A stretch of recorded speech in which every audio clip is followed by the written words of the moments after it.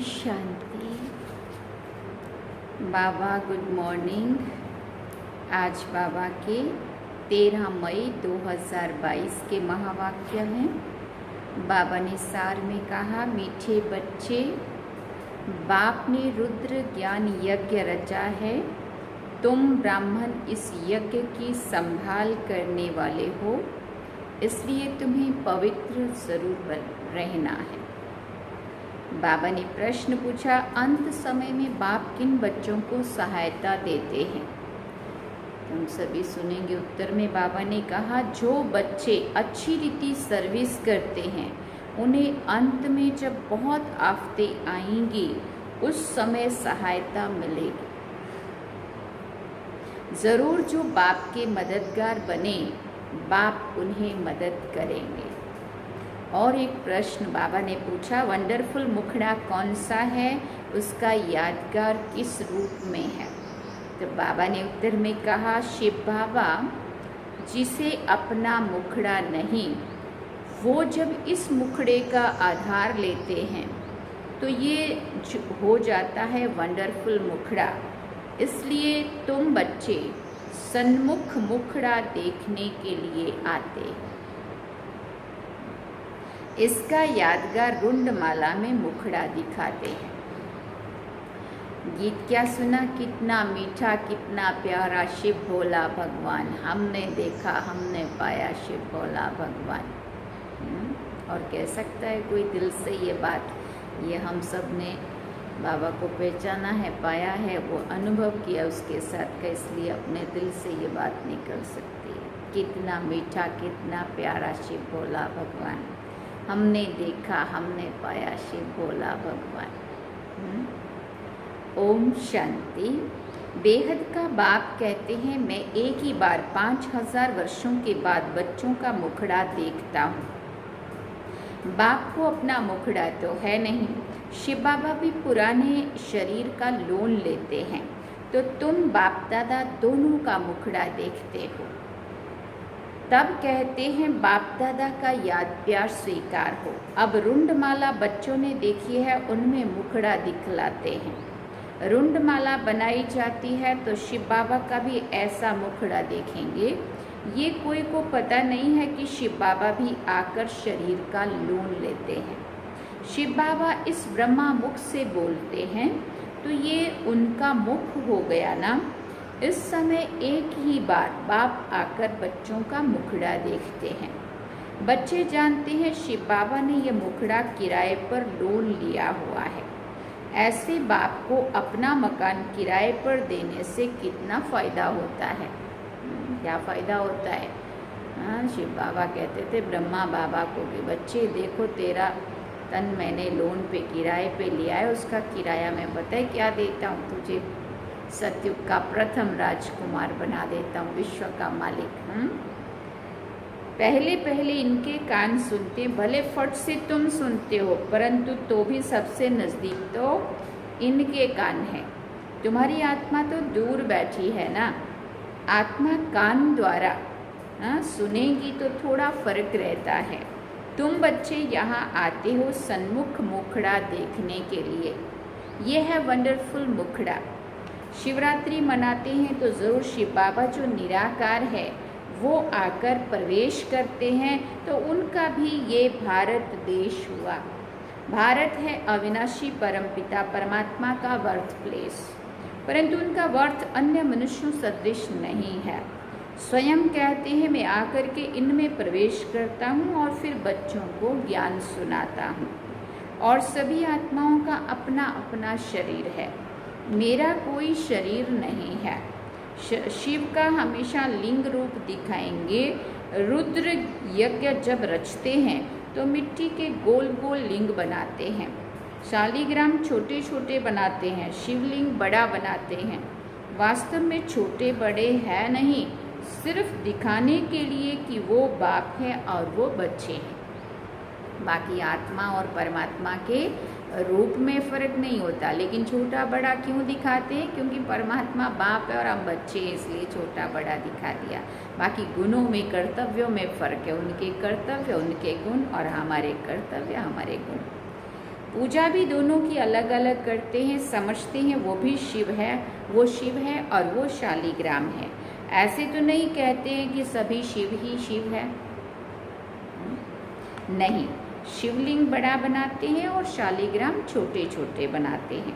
ये सब बच्चे हैं उनके साथ। बाबा ने समझाया है इन शालिग्रामों की पूजा क्यों करते हैं, क्योंकि तुम सब आत्माएं हो ना। तुम इस शरीर के साथ भारत को श्रेष्ठाचारी बना रहे हो। शिव बाबा की श्रीमद् शालिग्राम ले रहे हैं, ये भी ज्ञान यज्ञ रचा हुआ है रुद्र शिव बाबा का। शिव बाबा बोलते हैं, शालिग्राम भी बोलते हैं, ये अमर कथा सत्यनारायण की कथा है। मनुष्य को नर से नारायण बनाते हैं। सबसे ऊंच पूजा उनकी हुई। आत्मा कोई बहुत बड़ी नहीं है, बिल्कुल बिंदी मिसल है। उनमें कितना नॉलेज है, कितना पार्ट भरा हुआ है। इतनी छोटी सी आत्मा कहती है मैं शरीर में प्रवेश कर पार्ट बजाता हूँ। शरीर कितना बड़ा है ना। शरीर में आत्मा प्रवेश होने से छोटेपन से ही पार्ट बजाने लग पड़ती है। अनादि अविनाशी पार्ट मिला हुआ है। शरीर तो जड़ है। उनमें जब चैतन्य आत्मा प्रवेश करती है, उनके बाद गर्भ में सजाएं खाने लगती हैं। सजाएं भी कैसे खाती हैं? भिन्न भिन्न शरीर धारण कर जिस को जिस रूप से दुख दिया है वो तो साक्षात्कार करते जाते हैं। दंड भी मिलता जाता है, त्राही त्राही करते हैं, इसलिए गर्भ जेल कहते हैं। ड्रामा कैसा अच्छा बना हुआ है ना। कितना पार्ट बजाते हैं। आत्मा अंजाम करती है, मना वायदा करती है मैं कभी पाप नहीं करूँगी। इतनी छोटी आत्मा को कितना अविनाशी पार्ट मिला हुआ है। 84 जन्मों का पार्ट बजाकर फिर रिपीट करते हैं। वंडर है ना। ये बाप बैठ समझाते, बच्चे भी समझते, ये तो यथार्थ बात है। इतनी छोटी बिंदी में कितना पार्ट भरा हुआ है। आत्मा का बहुतों को साक्षात्कार होता है। गाते भी हैं आत्मा स्टार है जो इस भ्रिकुटी के बीच में रहती है। कितना पार्ट बजाती है ना। इसको कहा जाता है कुदरत। तुम तो जानते हो हम आत्मा एक शरीर छोड़ दूसरा लेते हैं। फिर बाबा ने कहा कितना पार्ट बजाते हैं ना। हमको बाबा आकर समझाते हैं कितनी ऊंच नॉलेज है। दुनिया में कोई को भी ये नॉलेज नहीं है। ये भी तो मनुष्य था ना। किसकी बात कही? ब्रह्मा बाबा।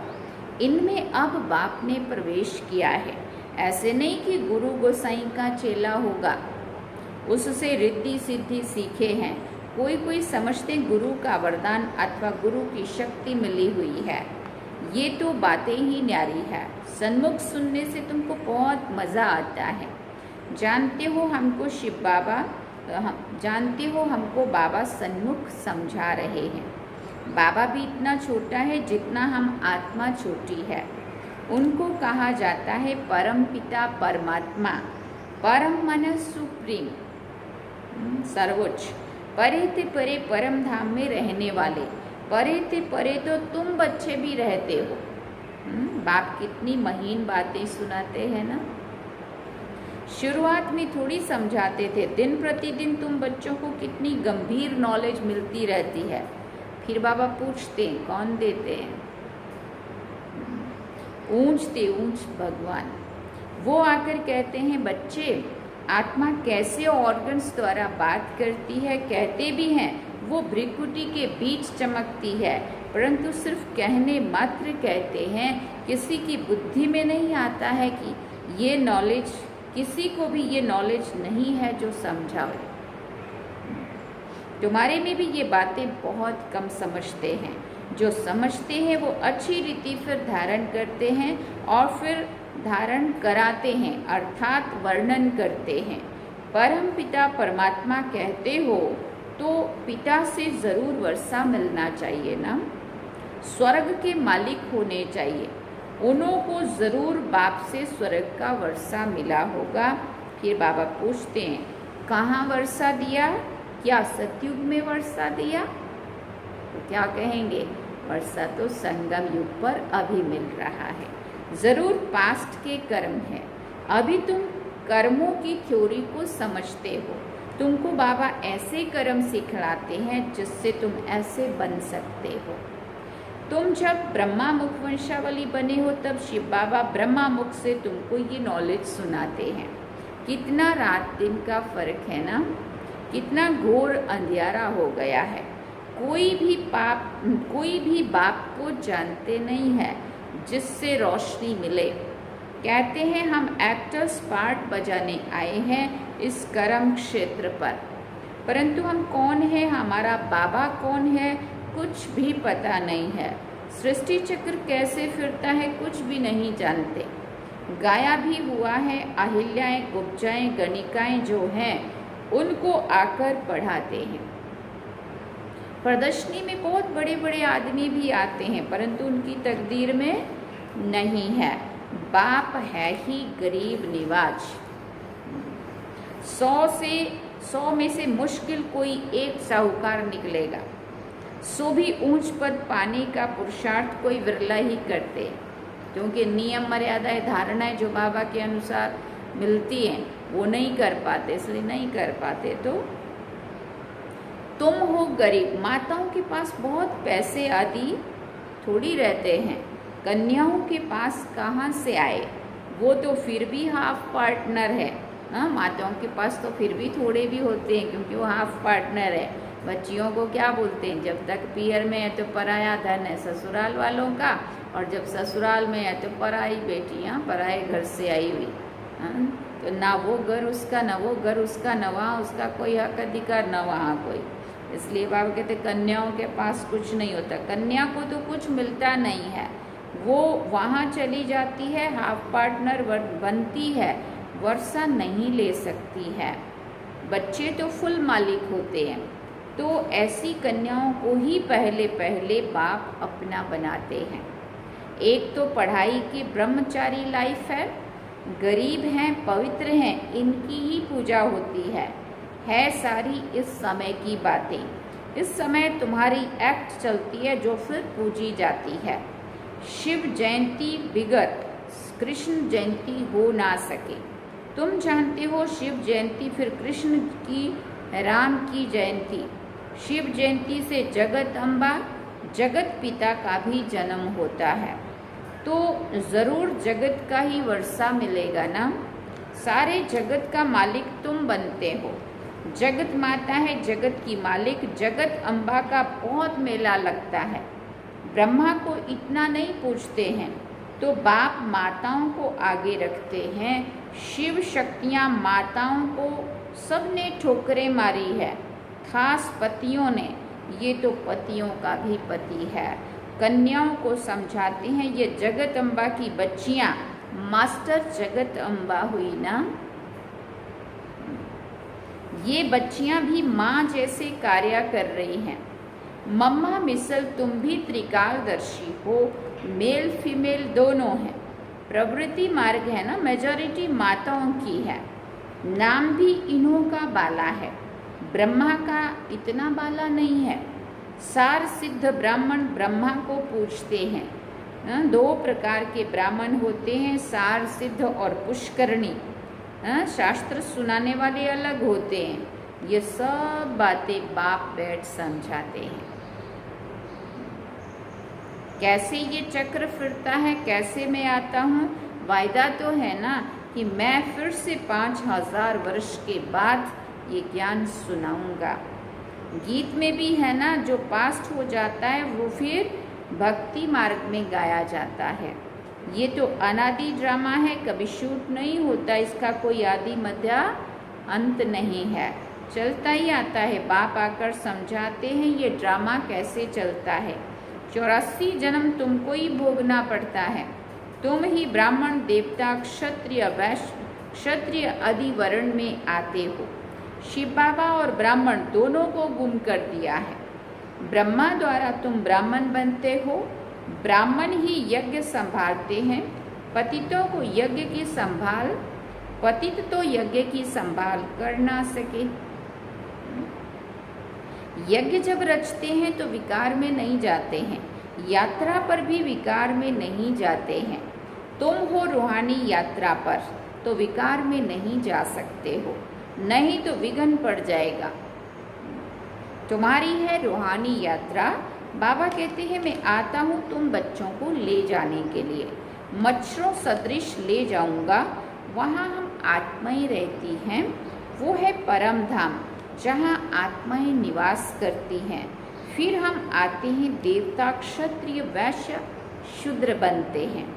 अभी फिर ब्राह्मण बने हैं।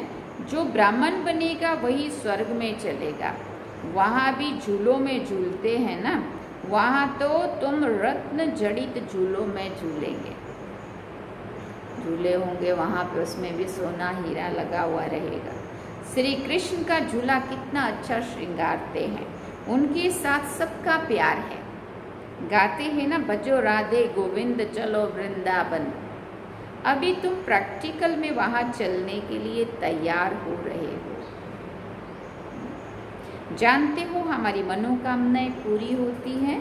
अभी तुम ईश्वरीय पूरी में चलते हो। जानते हो बाबा सबको कैसे ले जाते हैं? मक्खन से बाल। बाप तुमको कोई भी तकलीफ नहीं देते हैं। होती है कोई तकलीफ योग करने में या फिर सेवा करने में, कैसे सहज बादशाही देते हैं। बाप कहते हैं जहाँ चलना है उस अपनी कृष्णपुरी को याद करो। पहले पहले ज़रूर बाबा तुमको घर ले जाएगा, फिर वहाँ से भेज देंगे स्वर्ग में। अभी तुम कृष्णपुरी में जा रहे हो वाया शांति धाम। वैसे जैसे वाया दिल्ली जाना होता है, अब समझते हो वापिस जाते हैं, फिर आएंगे कृष्णपुरी में। हम श्रीमत पर चल रहे हैं तो बाप को याद करना है, पवित्र भी बनना है। यात्रा पर हमेशा पवित्र रहते हैं। पढ़ाई भी ब्रह्मचर्या में पढ़ते हैं, पवित्रता जरूर चाहिए। बाप फिर भी बच्चों को पुरुषार्थ कराते हैं। इस समय का पुरुषार्थ तुम्हारा कल्प कल्प का बन जाएगा। पुरुषार्थ तो करना चाहिए ना। ये स्कूल है बहुत बड़ा, तो ज़रूर पढ़ना चाहिए। भगवान खुद पढ़ाते हैं, एक दिन भी मिस नहीं करना चाहिए। मोस्ट वैल्यूबल पढ़ाई है ये, बाबा कभी भी मिस नहीं करेगा। यहाँ तुम बच्चे सन्मुख खजाने से झोली भर सकते हो। जितना पढ़ेंगे उतना नशा चढ़ेगा। बंधन नहीं है तो फिर ठहर सकते हैं, परंतु माया ऐसी है जो बंधन में बांध देती है। बहुत है जिनको छुट्टी भी मिलती है। बाबा कहते हैं पूरा रिफ्रेश हो जाओ। बाहर जाने से फिर वो नशा नहीं रहता है। बहुतों को सिर्फ मुरली पढ़ने से भी नशा चढ़ जाता है। बड़ी आफतें आनी है। देखो बाबा कैसे इशारा देता है, बड़ी आफतें आनी है। मदद उनको मिलेगी जो मददगार बनेंगे। उस समय अगर कहेंगे बाबा हमारी मदद क्यों नहीं करता, और अभी भी ये अनुभव होता है, जो बाबा के लिए करेगा बाबा उसका करेगा। जो बाबा के लिए सोचेगा बाबा उसका सोचेगा। जो बाबा का ध्यान रखेगा बाबा उसका ध्यान रखेगा। कहते हैं ना, जो भगवान का ध्यान रखेगा भगवान उसका ध्यान रखेंगे। बाबा कहते अभी जो बाबा के कार्य में मददगार बनेंगे बाबा अंत में उनकी मदद करेगा। आज बाबा ने पूरा 2-3 बारी कह दिया। मदद उनको मिलेगी जो मददगार बनेंगे, अच्छी रीति सर्विस करेंगे तो उनको अंत में सहायता भी तो मिलती है ना। अच्छा, मीठे मीठे सिकिलते बच्चों प्रति माता पिता बाप दादा का याद प्यार और गुड मॉर्निंग। रूहानी बाप की रूहानी बच्चों को नमस्ते। हम रूहानी बच्चों की रूहानी माता पिता बाप दादा को दिल व जान सिकवा प्रेम से याद प्यार गुड मॉर्निंग नमस्ते। थैंक यू बाबा, शुक्रिया बाबा।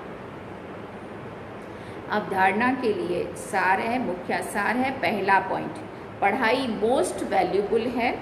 स्वयं भगवान पढ़ाते हैं, इसलिए एक दिन भी मिस नहीं करनी है। अब ये बात बाबा कितनी बार कह चुके और फिर भी देखो हम कितना ध्यान देते हैं पढ़ाई में, और हर एक अपना अपना खुद जानता है। ज्ञान खजाने से रोज झोली भरनी है। दूसरी बात बाबा ने कही, ये पढ़ाई का समय है, यात्रा पर चल रहे हैं, रुद्र यज्ञ की संभाल करनी है, इसलिए पवित्र जरूर रहना है। किसी भी विकार के वश हो विघ्न नहीं डालना है। वरदान में बाबा ने कहा, भाग्य विधाता बाप द्वारा मिले हुए भाग्य को बांटने और बढ़ाने वाले खुश नसीब भव। सबसे बड़ी खुश नसीबी ये है जो भाग्य विधाता बाप ने अपना बना लिया। दुनिया वाले तड़पते हैं कि भगवान की एक सेकंड भी नजर पड़ जाए, और आप सदा नैनों में समाये हुए रहते हैं। इसको कहा जाता है खुश नसीब। भाग्य आपका वर्षा है। सारे कल्प में ऐसा भाग्य अभी ही मिलता है, तो भाग्य को बढ़ाते चलो। बढ़ाने का साधन है बांटना। जितना बांटते जाएंगे उतना बढ़ता जाएगा। जितना औरों को बांटेंगे अर्थात भाग्यवान बनाएंगे, उतना भाग्य बढ़ता जाएगा। स्लोगन में बाबा ने कहा, निर्विघ्न और एक रस स्थिति का अनुभव करना है तो एकाग्रता का अभ्यास बढ़ाओ। निर्विघ्न और एक रस स्थिति का अनुभव करना है तो एकाग्रता का अभ्यास बढ़ाओ। अच्छा, ओम शांति। ये थे बाबा के आज के महावाक्य। बाबा ने सार में कहा, मीठे बच्चे, बाप ने रुद्र ज्ञान यज्ञ रचा है। तुम ब्राह्मण इस यज्ञ की संभाल करने वाले हो, इसलिए तुम्हें पवित्र जरूर रहना है। और गीत क्या सुना, कितना मीठा कितना प्यारा, शिव बोला भगवान, हमने देखा हमने पाया, शिव बोला भगवान। ये गीत अपना बाबा का गीत है, जो शुरू में साकार बाबा के होते हुए ये गीत बना था। अच्छा, ओम शांति। अब हम बाबा को याद